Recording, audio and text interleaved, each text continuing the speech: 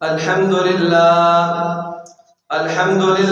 وحده والصلاة والسلام على من لا نبي بعده ولا رسول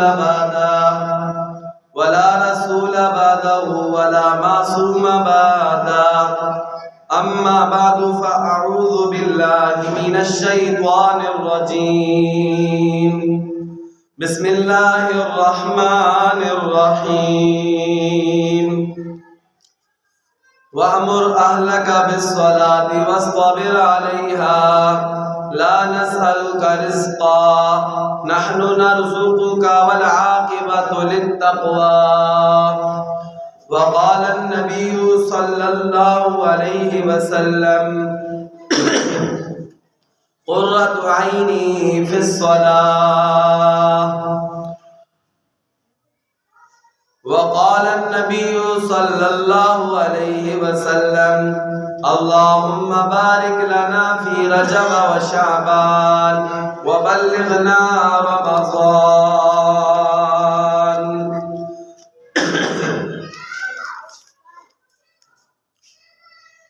صدق الله العظيم وصدق رسوله النبي الكريم الأمين الرؤوف الرحيم.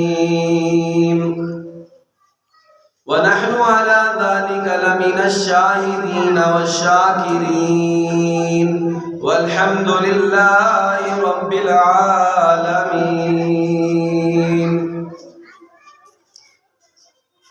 میرے محترم بھائیوں، دوستوں، بزرگوں،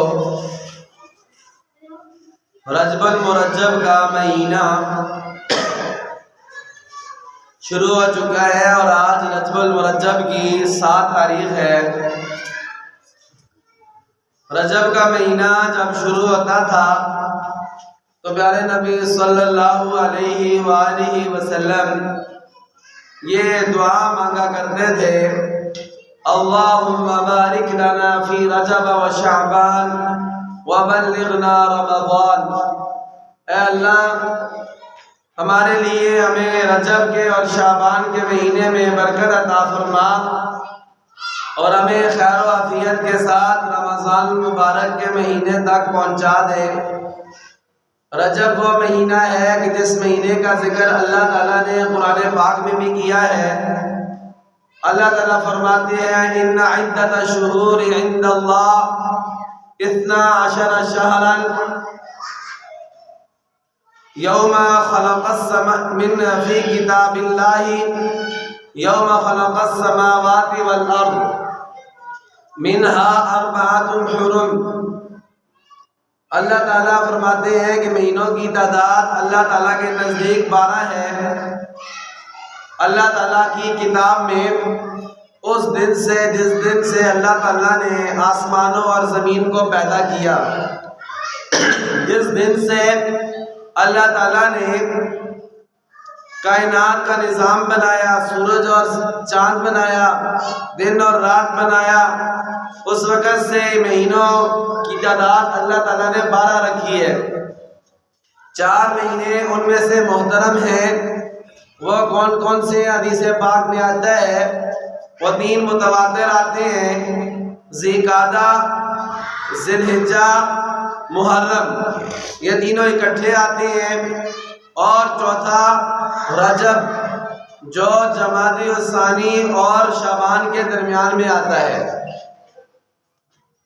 ان کی عظمت اور فضیلت حضرت ابراہیم علیہ السلام کے دور سے چلی آ رہی ہے. مشرکین مکہ بھی ان مہینوں کے اندر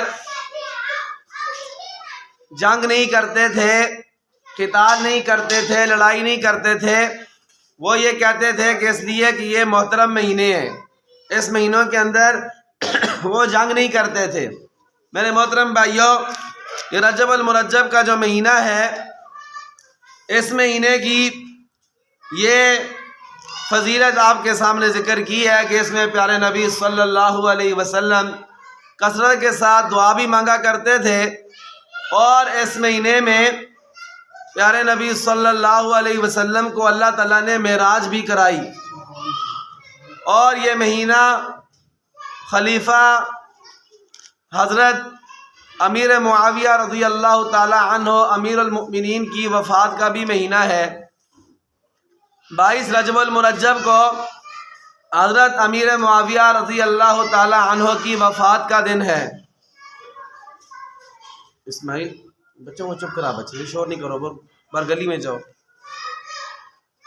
حضرت امیر معاویہ رضی اللہ تعالی عنہ کی وفات کا دن ہے 22 رجب المرجب۔ اس لیے میرے محترم بھائیوں، یہ جو رجب کا مہینہ ہے، اس لحاظ سے یہ عظمت والا مہینہ ہے کہ اللہ تعالیٰ نے قرآن پاک میں اس کی عظمت کا ذکر کیا ہے۔ اور یہ بھی آتا ہے کہ 5 راتیں ایسی ہیں کہ جن میں اللہ تعالیٰ دعا کو رد نہیں فرماتے۔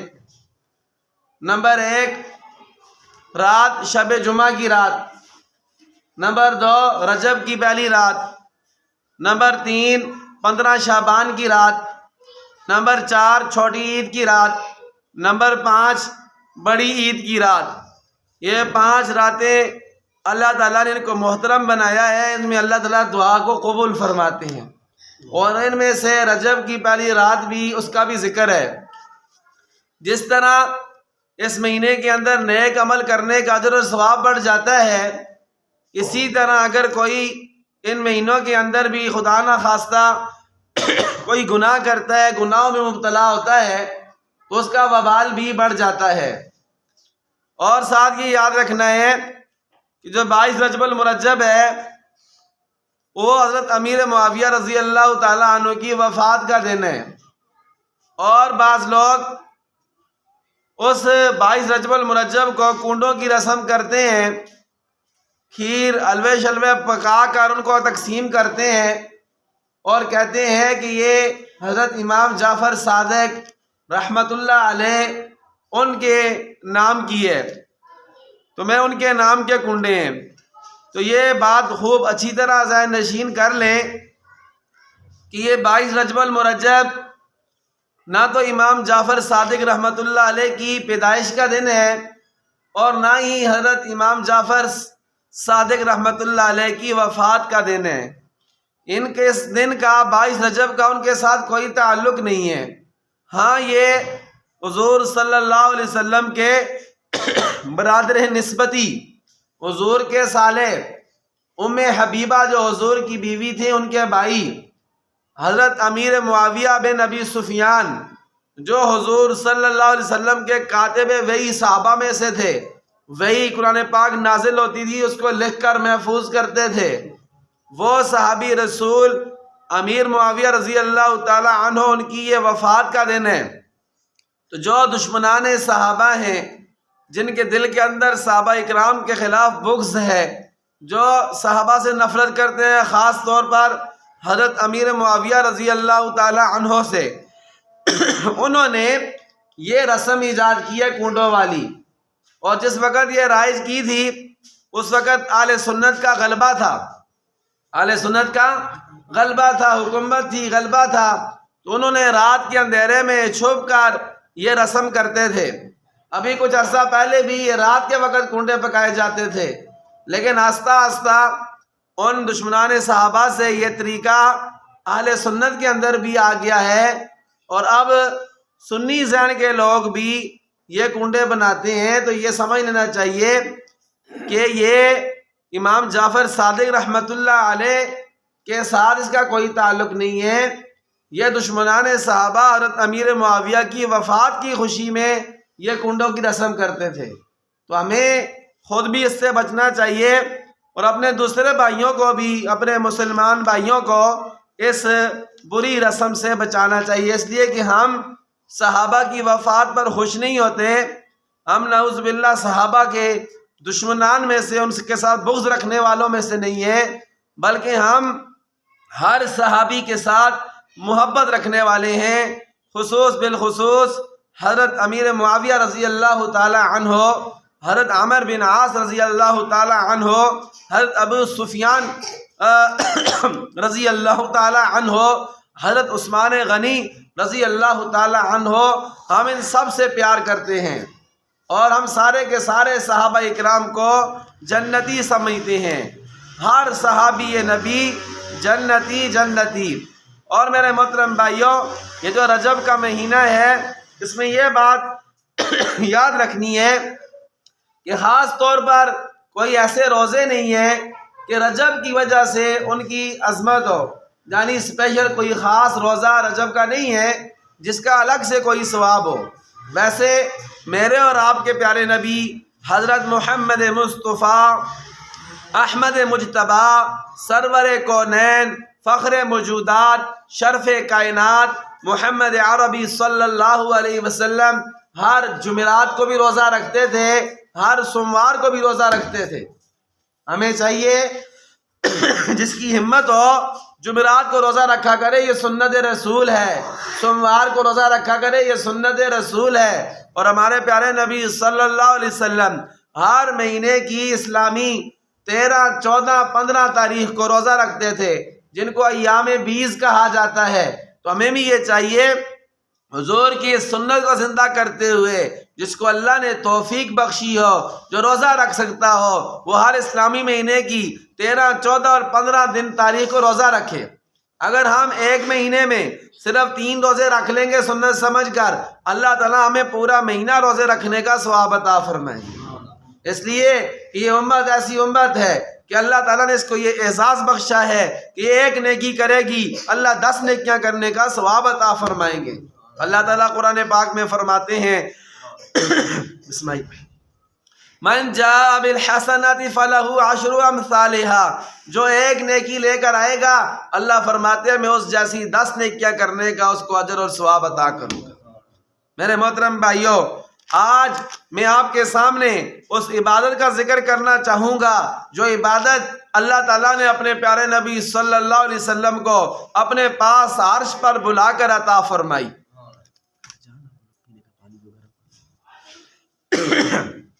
یہ مہینہ رجب کا مہینہ ایسا مہینہ ہے، اس مہینے کی 27 تاریخ کو اللہ تعالیٰ نے اپنے پیارے محبوب حضرت محمد مصطفیٰ صلی اللہ علیہ وسلم کو معراج کرائی۔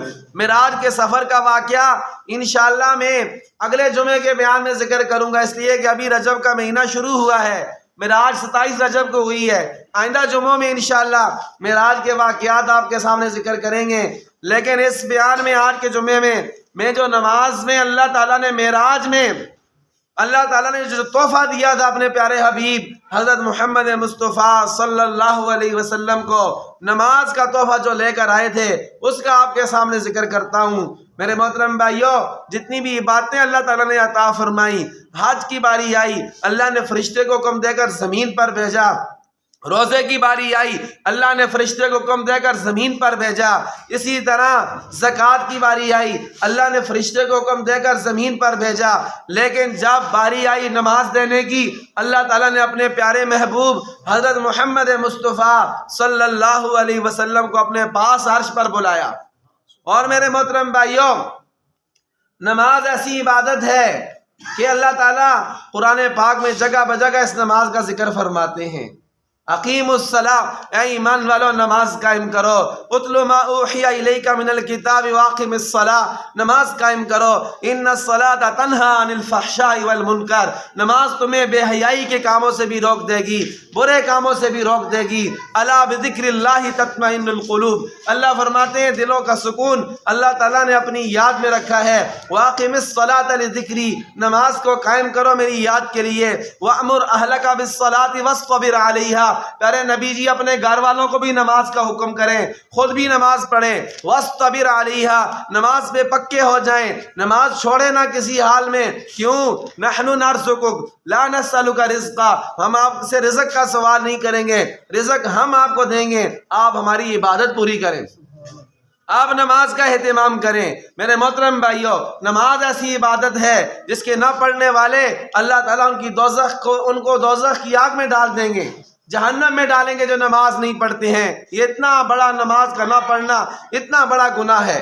قرآن پاک میں ہے جنتی جب جنت میں چلے جائیں گے، جہنمی جہنم میں چلے جائیں گے، جنتی آپس میں ایک دوسرے سے پوچھیں گے فی جنات یتساءلون عن المجرمین، جنت میں ایک دوسرے سے پوچھیں گے مجرموں کے بارے میں جو جہنم میں چلے گئے، ان کے بارے میں کہ یہ جہنم میں کیوں چلے گئے ہیں، دنیا میں ہمارے ساتھ رہتے تھے، دنیا میں ہمارے ساتھ کھاتے تھے، ہمارے ساتھ پیتے تھے، ہمارے ساتھ رہتے تھے، ہمارے ساتھ کام کاروبار کرتے تھے، آج ہمیں جنت میں نظر نہیں آ رہے، کدھر ہیں؟ تو کہا جائے گا یہ جہنم میں پڑے ہوئے ہیں۔ پوچھا جائے گا ان کو کہ ما سلککم فی سقر، اے جہنمیوں، اے دوزخیوں، اے جہنم میں جانے والوں، جہنم کی آگ میں جلنے والوں، یہ تو بتاؤ آج تمہیں جہنم میں کون سی چیز لے آئی، اس گناہ کی وجہ سے تم جہنم میں آگے ہو؟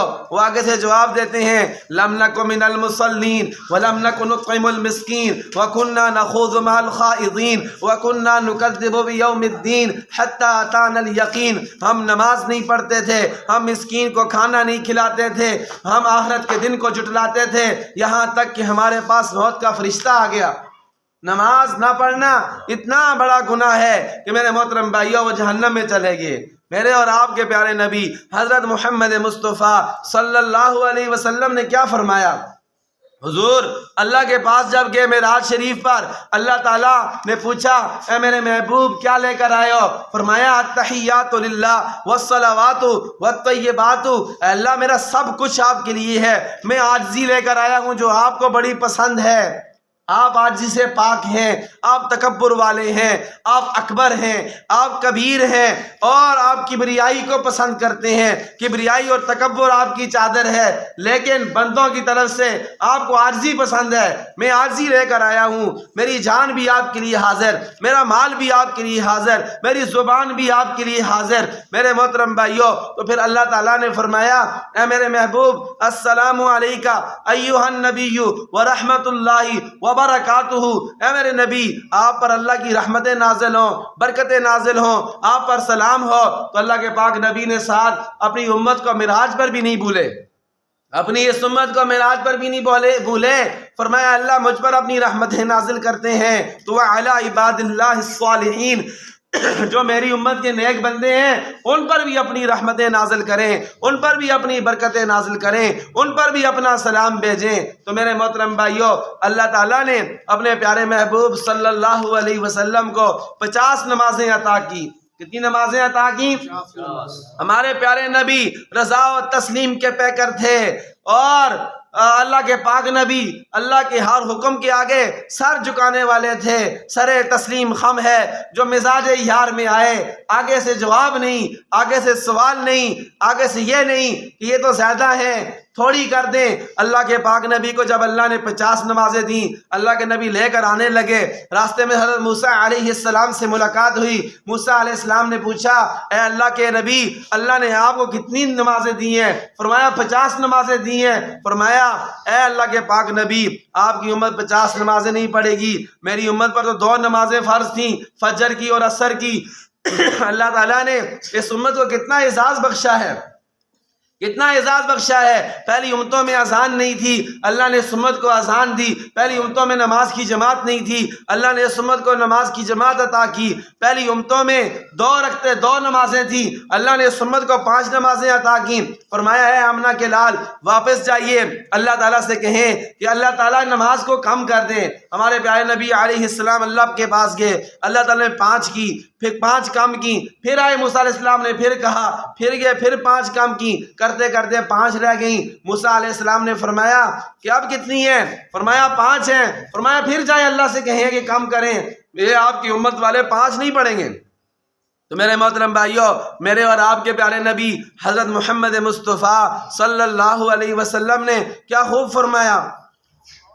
اللہ کے پاک نبی صلی اللہ علیہ وسلم نے ارشاد فرمایا کہ اے موسیٰ مجھے اللہ تعالیٰ کے سامنے جانے سے شرم اور حیا آتی ہے کہ 5 نمازیں کم ہوتی رہیں، یہ نہ ہو کہ میں اس دفعہ جاؤں جو 5 رہ گئی وہ ساری ختم ہو جائیں اور میری امت کہیں نماز سے محروم نہ ہو جائے، رکوع سے محروم نہ ہو جائے، سجدے سے محروم نہ ہو جائے، اللہ سے مانگنے سے محروم نہ ہو جائے، اللہ کے ساتھ ہم کلام ہونے سے محروم نہ ہو جائے۔ اس لیے اللہ کے پاک نبی صلی اللہ علیہ وسلم نے فرمایا کہ انشاءاللہ جو میرے اوپر ایمان لانے والے ہوں گے، مجھ سے محبت کا دم بھرنے والے ہوں گے، میرے سچے عاشق رسول ہوں گے، وہ یہ 5 نمازیں پڑھیں گے۔ اور فرمایا اے میرے پیارے حبیب، اللہ تعالیٰ نے فرمایا میں آپ کی امت کو یہ احساس عطا کرتا ہوں کہ آپ کی امت کے لوگ جو 5 نمازیں بھی پابندی کے ساتھ پڑھیں گے، اہتمام کے ساتھ پڑھیں گے، میں ان کو 50 نمازیں پڑھنے کا اجر و ثواب عطا کروں گا۔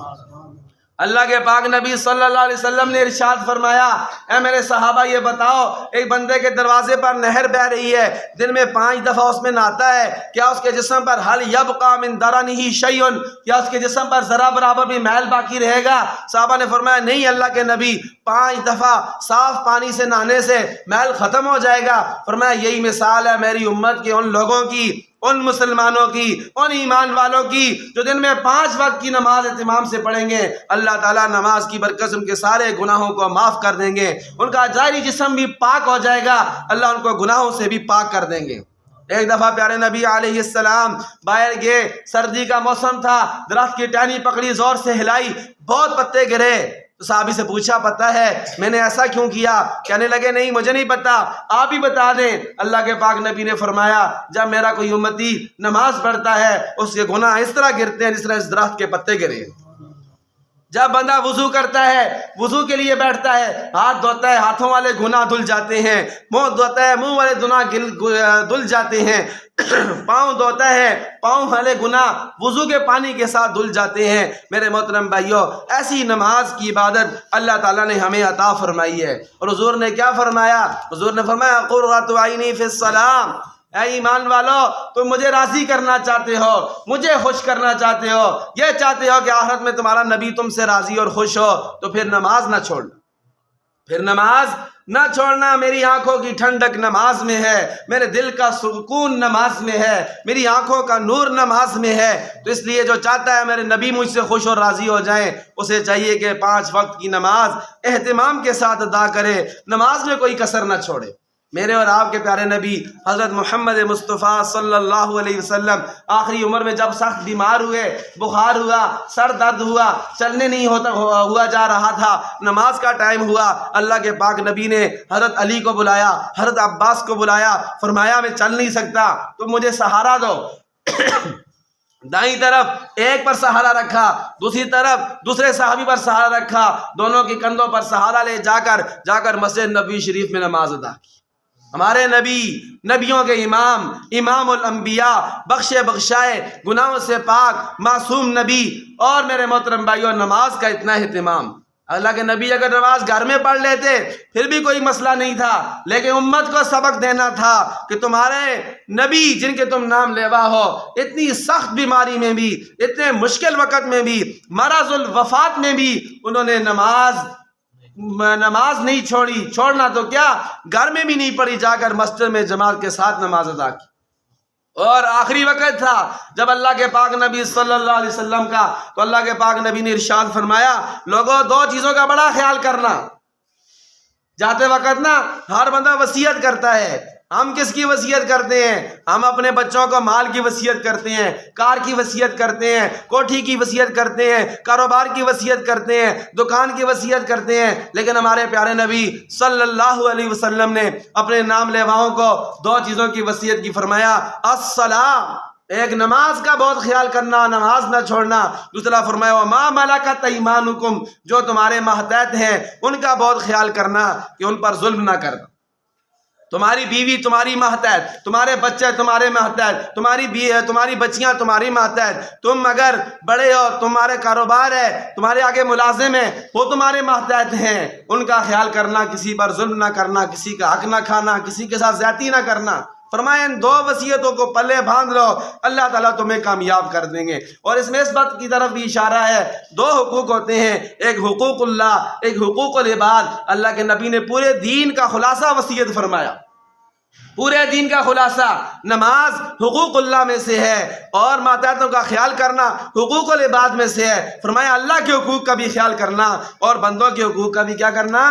خیال کرنا۔ سبحان اللہ، اللہ کے پاک نبی جب زیادہ بیمار ہو گئے، نماز پڑھانے نہیں جا سکتے تھے، تو اس وقت کیا فرمایا؟ مروا ابا بکر فلیصلی بالناس، لوگوں ابو بکر کو حکم دو نماز پڑھائیں۔ حضرت عائشہ فرمانے لگیں حضرت عمر بھی ہیں، کسی اور کو کیا دیتی ہے نماز کا، لیکن اس لیے کہ لوگ یہ نہ سمجھیں کہ اللہ کے نبی کی موجودگی میں حضرت ابو بکر نے نماز پڑھائی ہے، ٹھیک ہے۔ تو حضرت عائشہ فرمانے لگی میرے والد نرم دل ہیں، وہ آپ کی جدائی برداشت نہیں کریں گے، آپ مصلی پر کھڑے نہیں ہو سکیں گے۔ تو حضور نے فرمایا نہیں، مرو ابا بکر فلیصلی بالناس، ابو بکر کو کہو کہ لوگوں کو نماز پڑھائیں۔ اس میں اس بات کی طرف بھی اشارہ تھا میرے بعد امامت صغریٰ مصلی کا وارث بھی ابو بکر ہے، اور میرے بعد امامت کبریٰ خلافت کا بھی سب سے اول وارث، سب سے پہلا خلیفہ وہ حضرت ابو بکر صدیق رضی اللہ تعالیٰ عنہ ہے۔ حضرت ابو بکر نے نماز پڑھائی حضور کی موجودگی میں۔ اور میرے محترم بھائیوں، جب حضرت ابو بکر کا انتقال ہونے لگا، جب حضرت ابو بکر کا انتقال ہونے لگا تو آپ نے حضرت عمر رضی اللہ تعالیٰ عنہ کو بلایا، اور حضرت عمر رضی اللہ تعالیٰ عنہ کو مصلی امامت پہ کھڑا کر دیا۔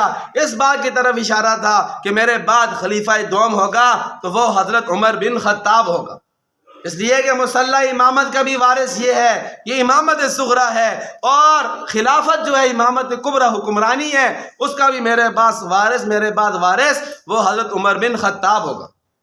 جب حضرت عمر بن خطاب رضی اللہ تعالی عنہ کو فجر کی نماز پڑھاتے ہوئے دوران نماز ایک فارسی غلام ابو لؤلؤ فیروز مجوسی نے خنجر کے وار کر کے مصلی رسول پر جب وہ گرے، حضرت عمر رضی اللہ تعالی عنہ بہت کاری ضرب لگی تھی، زخموں سے دوائی باہر نکل آتی تھی، اس کا علاج کوئی نہیں تھا۔ جب ہوش آتی تھی لوگ نماز کا کہتے تھے کہ نماز کا ٹائم ہوا ہے، کیا کہتے تھے؟ پہلے تو نماز کے دوران جب خنجر لگا تو حضرت عمر نے نماز نہیں توڑی، جماعت نہیں توڑی، فوراً پیچھے حضرت عبد الرحمن بن عوف تھے، ان کو اشارہ کیا، حضرت عبد الرحمن بن عوف مصلی پر آگے، نماز ادھر سے ہی آگے۔ یہ نماز کا طریقہ ہوتا ہے اگر امام کو کوئی مسئلہ پیش آ جائے، مصلی پر فوت ہو جائے، مصلی پر شہید ہو جائے، اس کا وضو ٹوٹ جائے، تو پچھلے بندے کو چاہیے امام کے پیچھے ایسا بندہ ہونا چاہیے جو نماز پڑھا سکے، پیچھے ایسا بندہ نہیں ہونا چاہیے کہ دیکھو نماز پڑھانی نہ آتی ہو، تو پچھلے بندے کو فوراً آگے ہو کر جماعت مکمل کرانی چاہیے، نماز توڑنی نہیں چاہیے۔ تو اس وقت بھی مصلی پر پڑے ہوئے تھے، زخموں سے چور چور تھے، صحابہ نے جلدی نماز مکمل کی، پھر ان کو لے کر گئے، بے ہوش ہو گئے تھے، اور جب ہوش آتا تھا تو صحابہ کہتے نماز کا ٹائم ہے، نماز پڑھنی ہے۔ تو سبحان اللہ، حضرت عمر رضی اللہ تعالی عنہ کیا فرماتے تھے؟ فرماتے تھے نعم لا حظ فی الاسلام لمن لا صلاۃ لا، ہاں نماز کیوں نہیں پڑھنی، ٹھیک ہے میرا میرا جسم زخموں سے چور چور ہے، میرے پیٹ کے اندر سوراخ ہے، دوائی باہر نکل جاتی ہے، مجھے غشی کے دورے پڑتے ہیں بے ہوشی کے، لیکن اس شخص کا اسلام میں کوئی حصہ نہیں ہے جو نماز نہیں پڑھتا۔ یہاں تک حضور نے فرمایا جو جان بوجھ کر نماز چھوڑ دیتا ہے وہ دین سے نکل جاتا ہے، جو جان بوجھ کر نماز چھوڑ دیتا ہے وہ دین سے نکل جاتا ہے۔ میرے محترم بھائیو، وقت پورا ہونے والا ہے، آخر میں اس واقعے پر اپنی بات ختم کرنا چاہوں گا۔ شیخ عبد القادر جیلانی محبوب سبحانی، ولیوں کے ولی جن کی ولایت پر سارے متفق ہیں، شیخ عبد القادر جیلانی رحمۃ اللہ علیہ، جن کو لوگ 11ویں والی سرکار بھی کہتے ہیں، ٹھیک ہے، بہت بڑے اللہ کے ولی گزرے ہیں، انہوں نے بڑی کتابیں لکھی ہیں، بڑے دین کے عالم تھے بہت بڑے۔ آج کل تو ایسے پیر بھی ہوتے ہیں بعض جن کو قرآن پاک ناظرہ پڑھنا بھی نہیں آتا، اور پیر بن جاتے ہیں، گدی نشین بن جاتے ہیں، لیکن ان کو نماز کا سبق تک نہیں آتا۔ حقیقی پیر وہ ہوتے ہیں جن کو دین کا علم بھی ہو، دین پر عمل بھی ہو، لوگوں کا سیدھا راستہ دکھائیں، لوگوں کا تعلق اللہ کے ساتھ جوڑیں، وہ اصل میں سچے پیر ہوتے ہیں، اور ان کو ہم مانتے ہیں، دل و جان سے ان کو تسلیم کرتے ہیں۔ میرے محترم بھائیو، شیخ عبد القادر جیلانی رحمۃ اللہ علیہ کو نا ایک دفعہ مراقبے میں تھے، مراقبہ اس کو کہتے ہیں خاموشی سے بیٹھ جانا اور اپنی نظریں جھکا لینا، دل پر توجہ کرنا، اور یہ سمجھنا کہ اللہ کی رحمت آ رہی ہے اور میرے دل میں سما رہی ہے، اور میرے دل کے اندر سے گندگیاں، قدورتیں، یہ برے اخلاق، بری چیزیں، کینہ، حسد، بغض، یہ ختم ہو رہا ہے، یہ نکل رہا ہے۔ یہ اولیاء اللہ کا نا ایک طریقہ ہوتا ہے، اس کو مراقبہ کہتے ہیں۔ مراقبے میں بیٹھے ہوئے تھے تو شیطان آیا بڑی نورانی شکل میں، بڑی نورانی شکل میں، اور انسانی شکل میں بڑا نورانی اس کی شکل تھی، اور آ کر پتہ ہے کیا کہتے ہیں؟ خواب میں کہتا ہے شیخ عبد القادر جیلانی، میں تمہارا رب ہوں، تم نے میری اتنی عبادت کی ہے کہ میں تم سے راضی ہو گیا ہوں، آج کے بعد تمہیں نماز معاف ہے، آج کے بعد تمہیں نماز معاف ہے۔ اگر ہمارے جیسا کوئی ہوتا تو بڑا خوش ہوتا، شکر ہے نماز سے جان چھوٹ گئی ہے، نماز معاف ہو گیا تو میں پہنچی ہوئی سرکار بن گیا ہوں۔ تو شیخ عبد القادر جیلانی رحمۃ اللہ علیہ اللہ والے تھے، علم والے تھے، عمل والے تھے، انہوں نے کہا تو میرا رب نہیں ہو سکتا ہے، تو شیطان ہو سکتا ہے، اس لیے کہ نماز معاف ہوتی تو میرے پیارے نبی حضرت محمد مصطفیٰ صلی اللہ علیہ وسلم کو معاف ہوتی۔ اللہ کے پاک نبی آخری زندگی کی آخری سانس تک نماز پڑھتے رہے، نماز ان کو معاف نہیں ہوئی، تو میں کس بات کی مولی ہوں کہ مجھے نماز معاف؟ دفع ہو جائے یہاں سے، تو شیطان ہے، تو میرا رب نہیں ہے۔ تو میرے محترم بھائیوں، اس سے ہمیں کیا سبق ملتا ہے؟ اس سے ہمیں یہ سبق ملتا ہے کہ ہم نماز کا اہتمام کریں، نماز معاف نہیں ہوتی۔ جو پیر بزرگ ایسے بنے ہوتے ہیں کہ نماز نہیں پڑھتے ہیں، کہتے ہیں ہم مدینے نماز پڑھتے ہیں، کھاتے ادھر ہیں، پیتے ادھر ہیں، پیشاب ادھر کرتے ہیں، بیوی بچے ادھر ہیں، نماز جا کے مدینے پڑھتے ہیں خواب میں۔ ٹھیک ہے جی، تو یہ جھوٹ ہوتا ہے، ایسے دھوکا دیتے ہیں۔ اللہ معاف فرمائے، جدھر بندہ ہوتا ہے نماز بھی اس کی ادھر ہی ہوتی ہے۔ ہاں اللہ لے جائے سب کو مدینے بھی، وہاں تو زیادہ پڑھنے کا ثواب ہے، لیکن یہ کہنا پڑھنا ہی نہ اور کہنا میں مدینے پڑھتا ہوں، تو یہ جھوٹ ہے۔ اور میرے محترم بھائیوں دیکھیں، کربلا کا میدان تھا، حضور کے نواسے تھے، نماز کا ٹائم ہوا، یزید کے لشکر کا جو سپہ سالار تھا اس کو کہا شمر کو، حضرت امام حسین نے زہیر کو کہا، زہیر جو تھا وہ علمبردار تھا حضرت امام حسین کے قافلے کا، دوسری طرف یزید کی طرف سے شمر تھا، کہا کہ شمر کو کہو ہمیں نماز کی اجازت دے، نماز کا وقت ہو گیا، ظہر کی نماز کا ٹائم ہو گیا۔ تو جب اجازت چاہی تو شمر نے کہا نماز کی اجازت نہیں دیں گے، جنگ جاری رہے گی۔ تو سبحان اللہ، امام علی مقام امام حسین رضی اللہ تعالیٰ عنہ نے کیا جواب دیا؟ فرمایا اگر جنگ نہیں رکتی تو نہ رکے، لیکن ہم نماز نہیں چھوڑیں گے۔ آدھے بندے ان کے سامنے کھڑے کر دیے لڑائی کے لیے، اور آدھوں نے نماز ادا کی، اور عصر سے پہلے پہلے سارے شہید ہو گئے۔ آخری وقت بھی وہ نواسہ رسول تھے، وہ جنت کے شہزادے تھے، انہوں نے حضور کے کندھوں پر سواری کی تھی۔ میرے محترم بھائیوں، انہوں نے بھی نماز نہیں چھوڑی۔ کیوں؟ ہمیں سبق دینے کے لیے کہ نماز کسی حال میں معاف نہیں ہے۔ تو یہ رجب کا مہینہ ہے، اس میں حضور کو معراج ہوئی ہے، معراج کا سب سے بڑا سبق وہ نماز ہے، ہم نمازوں کا اہتمام کریں۔ دیکھیں جمعے والے دن مسجد بھر جاتی ہے، عام نماز میں 5 نمازی ہوتے ہیں، 2 نمازی ہوتے ہیں، 3 نمازی ہوتے ہیں، یہ کیا وجہ ہے؟ کیا صرف ہم جو ہے وہ جمعے کو کھانا کھاتے ہیں؟